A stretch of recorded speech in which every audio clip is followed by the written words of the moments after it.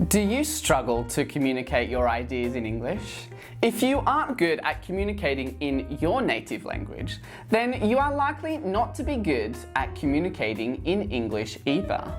I know communication is generally a skill that we could all improve, and because of this, in this lesson, you will learn what makes a good communicator, why communication is different from speaking, and I have a special surprise for you at the end, so don't go anywhere.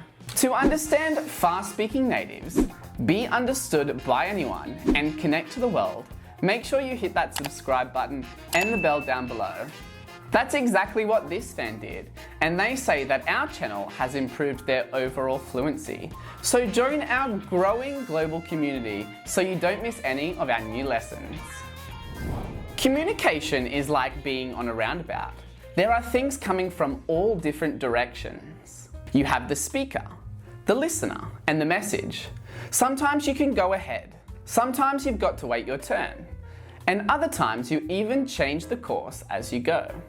But the way each of these elements are involved in the communication process can take it in totally different directions. Before we dive into the skills you need to develop to become an effective communicator, I want you to reflect on this question. What is communication? Is it talking and listening? Is it giving a speech? Communication does involve getting information from one person to another, but it's so much more than that. Communication is the art and process of creating and sharing ideas. Unfortunately, we live in a world of separation, of us versus them, of we're number one, they're the enemy. But what if there was a tool that would allow us to go beyond these petty differences and see our similarities as human beings and ultimately as a global family? Never before in human history have we been so interconnected. You can talk with people across time zones and get informed about what's happening over 5,000 kilometers away. You can be anywhere in the world without even leaving your home. It's crazy to think that, right? Communication goes beyond just speaking. Success in communicating your ideas will lead to understanding, empathy, and change. You have the power to be a global citizen. That's what we believe here at RealLife English. Speaking a common language helps us create a world beyond borders as you share your personal experience with others, all while gaining the knowledge and understanding to change the world for the better. Join our global community now. Now, if you want to feel more confident when you're communicating in English and create more positive connections for life, I want to tell you that you should join our Fluency Circle, a group of learners who have the power to communicate with each other every day. The Fluency Circle is a global community of language learners who have taken part in the Native Immersion course. Now, the Native Immersion course will take you on an adventure of the English language over 41 weeks. It's a fun, natural, and convenient way to learn English from the comfort of your own home. And of course, you can try it for free today with our 3-part Power Learning series. To get started today, click up here, or if you're on a cell phone, click on the link in the description below. First and foremost, being a good communicator goes beyond just maintaining a good conversation. Everyone's goal is to be understood, and how can you ensure you are getting or understanding what the other person is trying to tell you? Well, you have to develop your communication skills.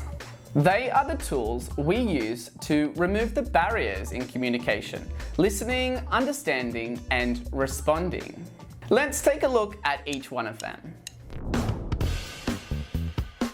What's your listening habit? Are you the type of person who fakes your attention? Do you interrupt people when they are speaking? Maybe you listen while typing an email or looking at your phone. Take a minute to reflect on that. We sometimes do these things without even being aware of them. However, that sends a hidden message that prevents good communication from happening. Ideally, we should all aim at being active listeners, that is, listening with intent, a way of supporting the other person. when we have someone paying close attention and showing interest in what we're saying, we feel flattered, and it usually makes us feel good about ourselves. So, how do you demonstrate interest? Well, it's quite easy.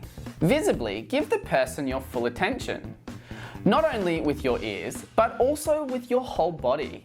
Turn to face them, intently gaze at the person, and help them speak. Good listening also includes acting in a way that is considerate of the other person. A good listener will acknowledge the other person's idea and even help them if needed. Sometimes the person is having difficulties getting their idea across, so you can help them by showing positive encouragement. You can nod, smile, and make positive noises to show your approval. A fundamental attitude to support this is to value the person's opinion, even if you do not agree completely with what they have to say. If you disagree, find a way you can disagree with their argument and not with the person. Show your acceptance of their right to differ with you, whilst stating your opposition to what they say.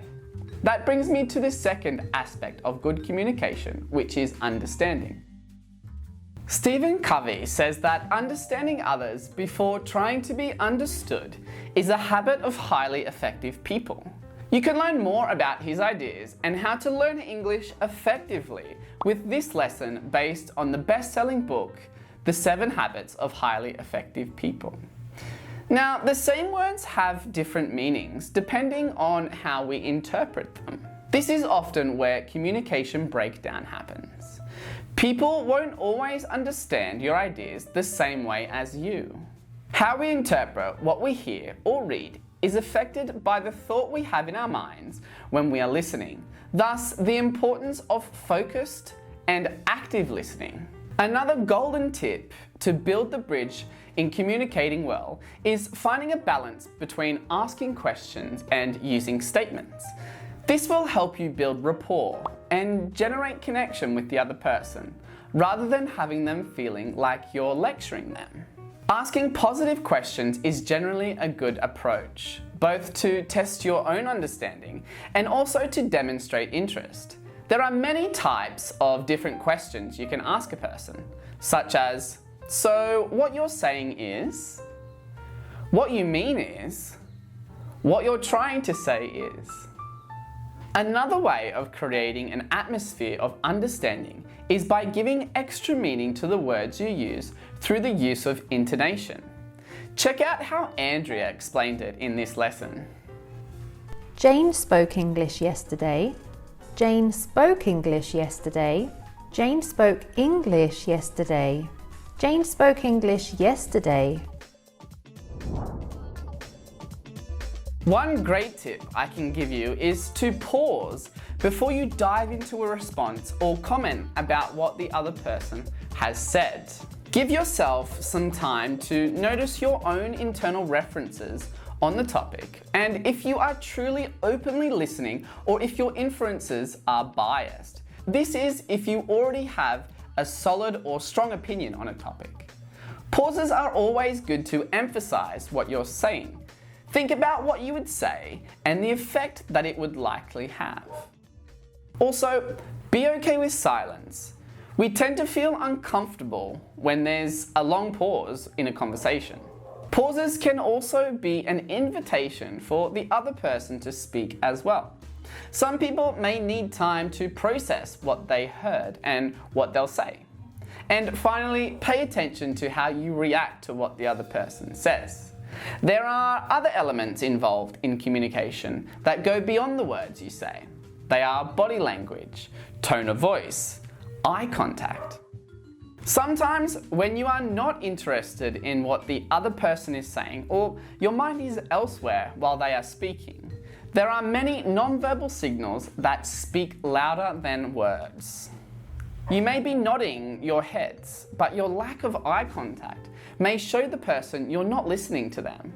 Or you may answer a question, but your tone of voice may underlie criticism. So when you're responding, use your body language and your tone of voice correctly. Also, make sure you maintain eye contact so that you can have highly effective conversations.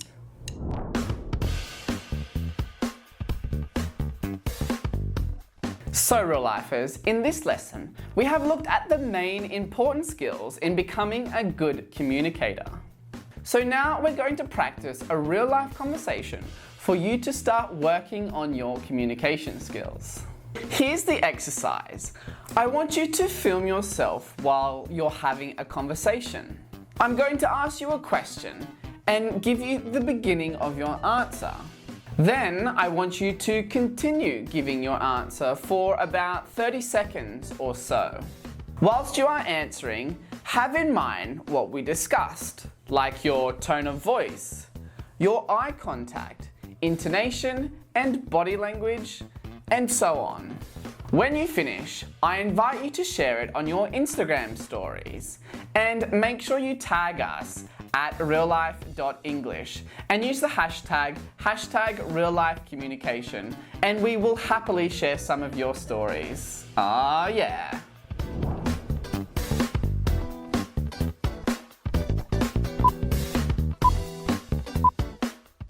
I think we're so diverse and everybody is so different. So it's interesting to see how people act in comparison to you. So I love watching people walk by, look what they're wearing, things like that.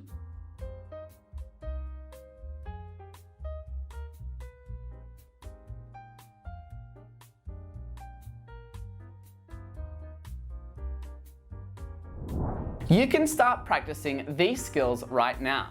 We at Real Life English have developed a unique app for you to connect with anyone in the world and speak English. That's right, speak English with anyone in the world. Embark on a global adventure and join the list to be a tester of our exclusive speaking and listening app. The link is in the description below.